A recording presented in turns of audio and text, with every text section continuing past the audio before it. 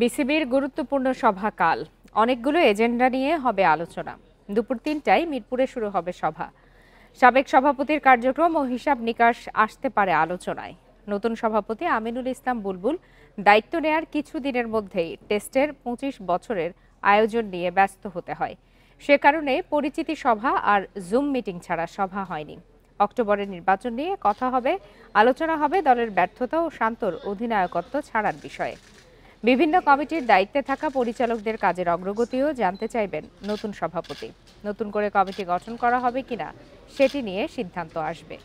BPL এর দল নির্বাচন, ড্রাফট ও লিগ শুরুর সময়সীমা নিয়েও কথা হবে পরিচালকদের মধ্যে।